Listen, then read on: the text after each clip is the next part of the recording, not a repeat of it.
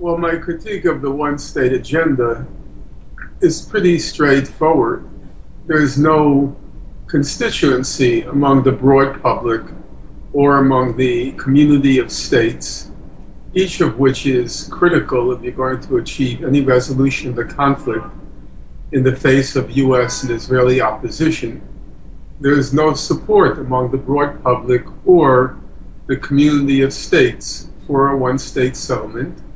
And in addition, there's no incipient consciousness among the broad public or among the community of states such that it's just below the surface, and if we persist, then they will reach that conclusion, or the conclusion of the desirability of one state. There's no evidence for that. And if there isn't, then what's the point? I'm not sure why you would advocate a goal which has exactly zero prospects of reaching a broad public.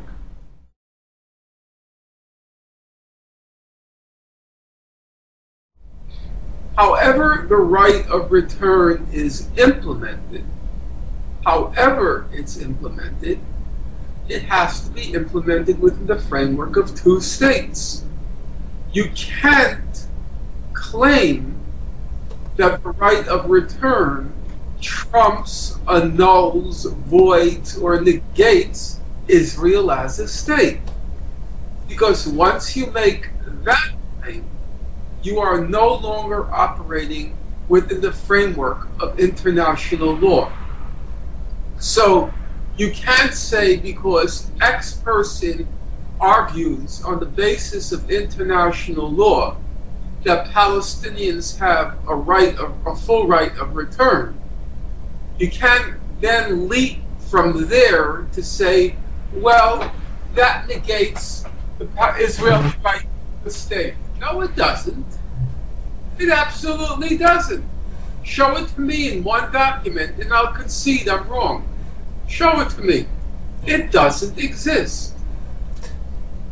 You might say, as a legal matter, it doesn't exist, but as a political reality, full implementation of the right of return means de facto the elimination of the state of Israel. Well, then we're entering no longer questions of law. We're entering questions of politics.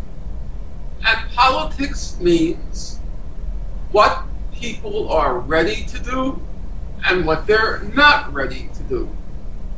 Because politics, if you're part of a movement, is trying to reach people.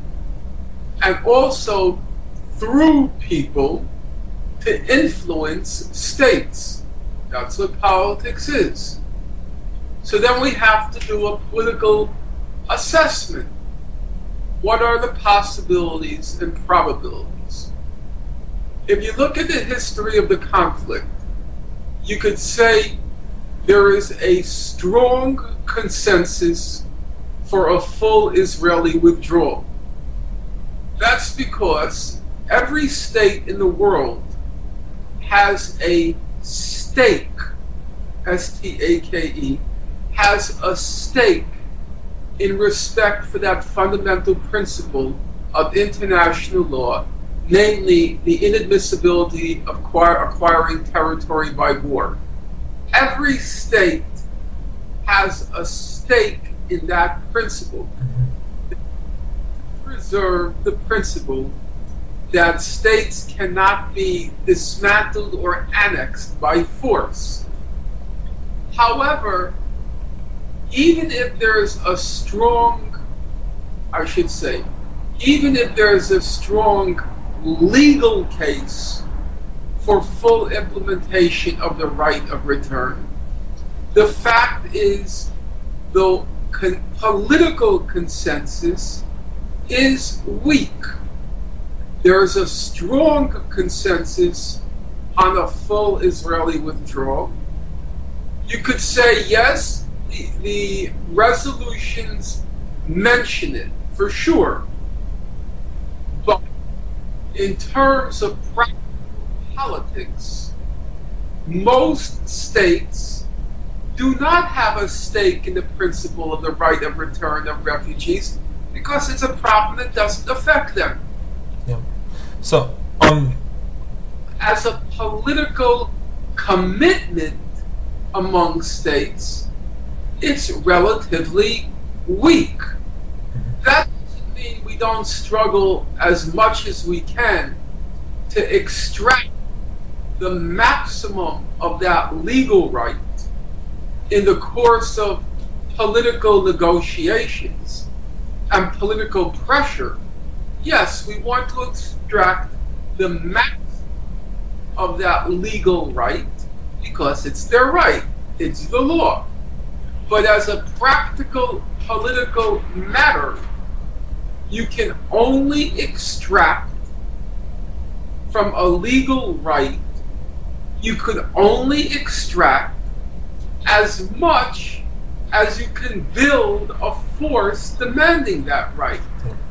And I say, on that particular right, the political consensus, it exists, but it's weak.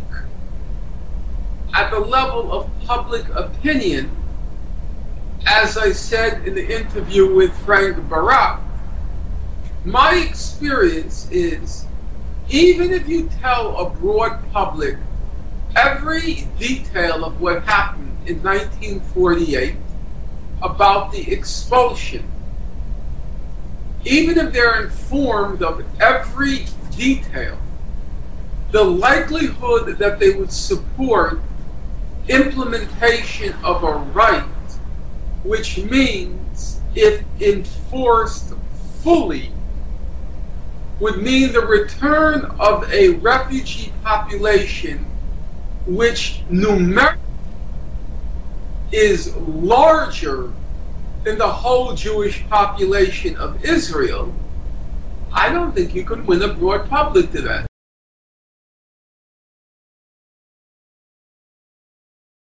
Let's now turn to the question of, is it practically feasible? As wretched as the Palestinian Authority is, in the course of the negotiations with Israel, they did recruit some pretty smart negotiators.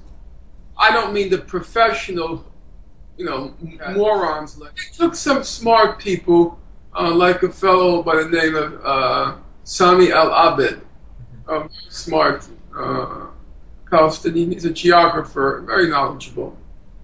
And they did present maps which showed that there are possibilities to fully retain the integral character of the West Bank, no bisections, trisections, no salients, which would enable Israel to keep about 60% of the settlers in place on about 1.9% of the land, and that there would be a land swap between Israel and the Palestinians. I'm not in a position to assess the viability of these proposals. On the other hand, judging from the written record, which I have perused, they were very serious. We're talking about maps that go through literally every little chunk of the border area, showing how this would be carved out. So it seems to me, as a physical problem, the settlements, it seems to me one which, judging by the proposals made by the Palestinian delegation, it's resolvable. Settlements issue. There's a second question. Let's say, as a physical fact, the settlements pose a major obstacle.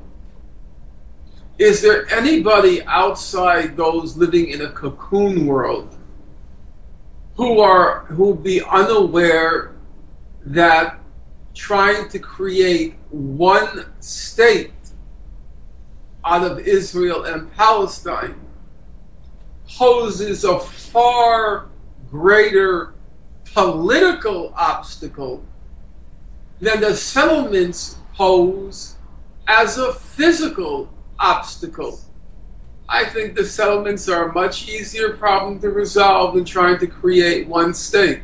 Yep.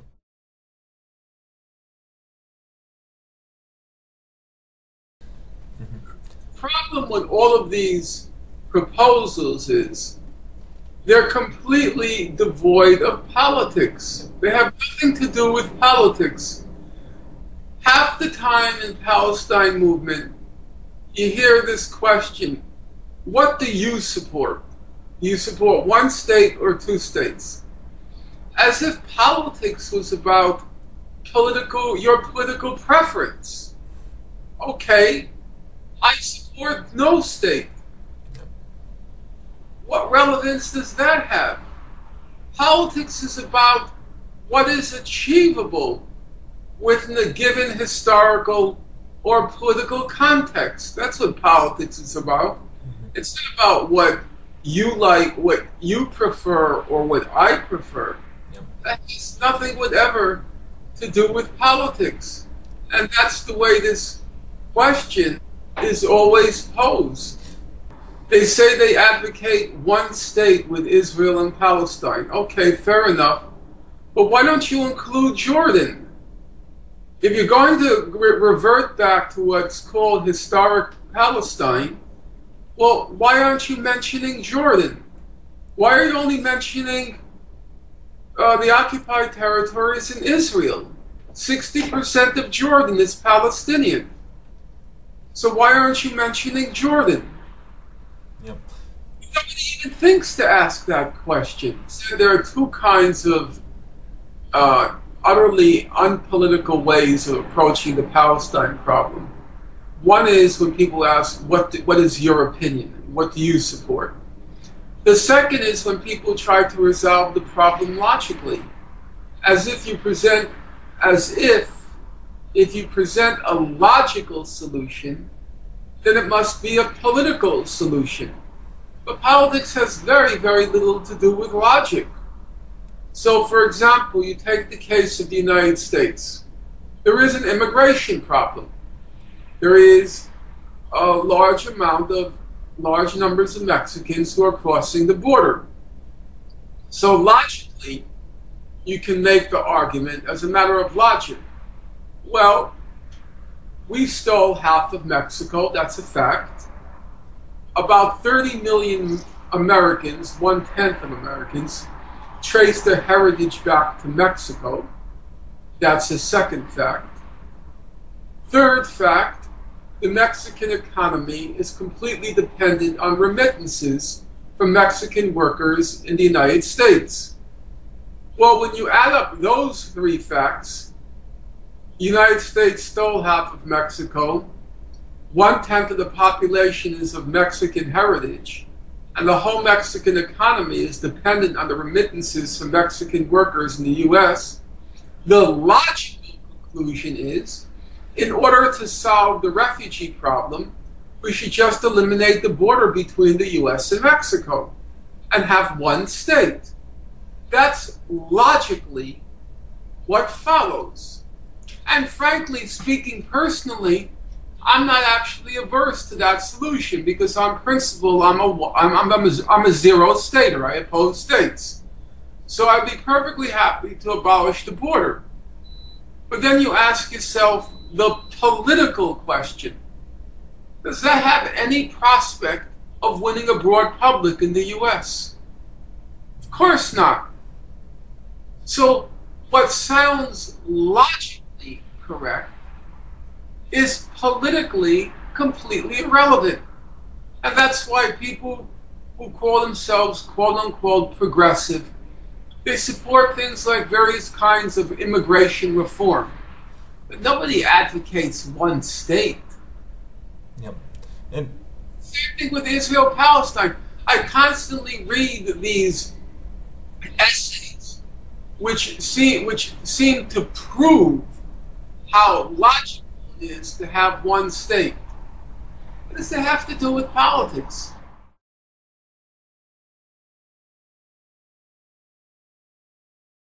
In disagreement with many people, including, I think, Professor Chomsky, I don't think the problem is really so elusive or actually far off.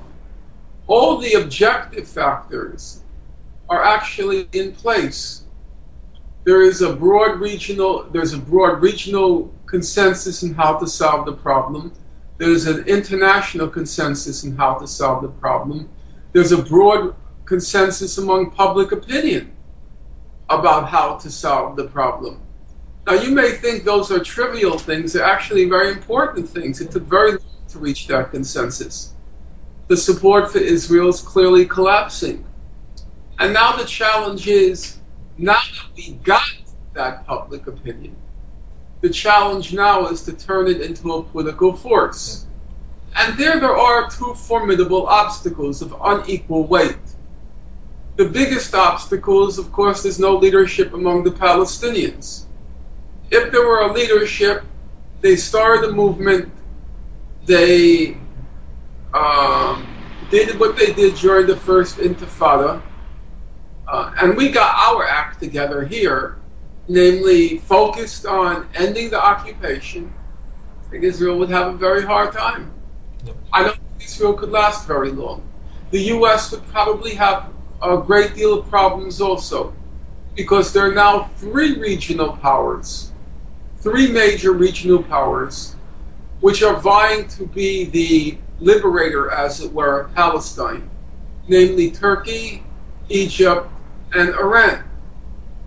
And that means that if there were a significant movement among the Palestinians, each of those regional powers would champion it. It would create significant mass support in the Arab-Muslim world, and it would put severe constraints on the U.S. Will the U.S. abandon Israel? No. But will the U.S. have to think twice about exercising its veto? Yes. There will be serious problems. And that's because of the changes in public opinion. That's because of the strength of the international consensus. So actually, we're in a very good position now, except for that critical variable of the Palestinians themselves, who are hopeless, despondent, and are weighed down with an occupying army, namely the Palestinian Authority. If they get their act together and we get ours, I'm pretty optimistic now.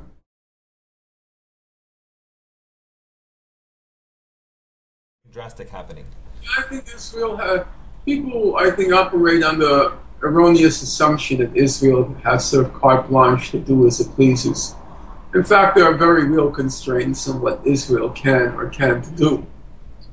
Even horrendous things like 2006, when it attacked Lebanon, the 34-day attack on Lebanon. The estimates are about 1,200 people were killed, about 1,000 were civilians, which is awful enough.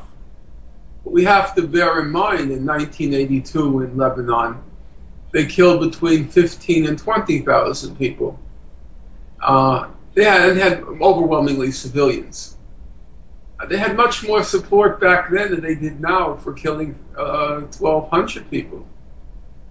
In the case of Gaza, after the change of power in Egypt, it's simply not possible for Israel to carry out another Operation Cast Lead. It's over. That is a new constraint for Israel. Yes, it can go in, do its usual murder and mayhem, and walk out abruptly. But a massacre on the scale of Operation Cast Lead, no, that's over with the change of power in Egypt. Can Israel get away with mass slaughter in the face of a nonviolent resistance among the Palestinians? It could kill perhaps 100 people, perhaps 200 people. After 200, it has a problem. It can't. Now, it's easy enough for me to talk about 200 people being killed sitting in the comfort of my home in Brooklyn, and I have to be aware of that. But we have to also be aware that if Palestinians are willing to make the sacrifices, then I think two things can be said. Far fewer people would be killed before Israel would be forced to capitulate. I don't think it can do whatever it wants. So long as, of course, so long as the resistance is cast within a framework that doesn't touch on Israel's rights. If the resistance is cast in the form of, we want to drive you into the sea, yeah, the international community will let them do whatever they want. If the resistance is cast in the form of ending the occupation, I don't think they can do very much.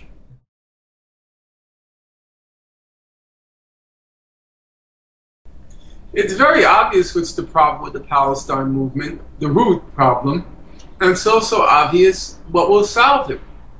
The root problem is there's no movement in Palestine, there's no leadership. And when there's no leadership there, and if there's a leadership there, the leadership is constrained by the political configuration of power. But because there's no leadership there, which is forced to act within the constraints of the real world, everybody just steps into the breach, or in this case, the void, and say, we represent the Palestinian people. And they can say whatever they want, because there are no political consequences. The whole history of the Palestinian movement shows whenever a faction or a group achieves political responsibility, whether it was the PLO in 1974 when it was welcomed into the UN, Arafat's speech, whether it was Hamas when they won the elections in 2006, in every case, when they achieve political responsibility on a world scale, what's the first thing they do? They change their program. And they say, we support two states. That's exactly what Arafat and the PLO did. And that's what Hamas started to say after it was elected into power. Because they have to act in the real world. So there isn't anybody acting as a representative of the Palestinians in the real world. So all these people step into the breach. They claim to represent, quote unquote, the Palestinian people. They have no constraints on their power because they don't have real power. And so they say whatever they want. That's the problem. The problem is there's no leadership there. What's going to change it? Well, the answer is in the question. What will change it is the moment there's a leadership there, they're going to have to operate within the constraints of the real world, and they're going to advocate two states. Everybody around them will have to make a choice. Either you go along with the movement there, or you consign yourself to political irrelevance. But one could make the argument that you don't have real power, and yet you've made the leap from abstract principles to pragmatist solutions. Can you talk more about how you made that transition yourself? Answer. The simple answer is it has nothing to do with books. It has nothing to do with theories. It has everything to do with the fact that for the past 30 years I've been out there. I've been speaking in front of audiences. And my whole strategy is always, how do you isolate the Israelis? How do you reach a broad public and isolate them? And I tested this strategy, tested that strategy, tested this, tested that, and then I finally found one that worked. That was bringing up the law. The Israelis had no answer. They just didn't know how to answer that. Are you telling me all 15 judges in the International Court of Justice are anti-Semites and Holocaust deniers? Are you telling me that every country in the world except Nauru, Palau, Micronesia, and the Marshall Islands is anti-Semitic? Are you telling me that? Is that really convincing? Are you telling me Amnesty International and Human Rights Watch, they're all anti-Semites, even though they're all run by Jews? Is that convincing? And then you find that's a weapon that works. And you also find, even though the law is not great, even though there are aspects of the law which are, in my opinion, positively wretched, on the Israel-Palestine conflict, it's not bad. On Jerusalem, Palestinians win completely. On the West Bank and Gaza, they win completely. On the settlements, they win completely. On the refugees, it's a little bit more nebulous. There's a right of return, but the words are always inserted, a just resolution of the conflict based on the right of return. There's also references to the original refugees and succeeding generations that have maintained genuine links with the land. Again, a kind of weasel phrase, nebulous phrase. In the case of what's called the Arab Peace Initiative, they speak of a just resolution, a just and agreed upon resolution, which is, of course, much weaker because it means Israel also has to agree to it. The UN doesn't speak about agreed upon, just resolution. But on the whole, the law is not bad. Okay, you could say, but it leaves Israel in place. Yes, that's true. It's still in place.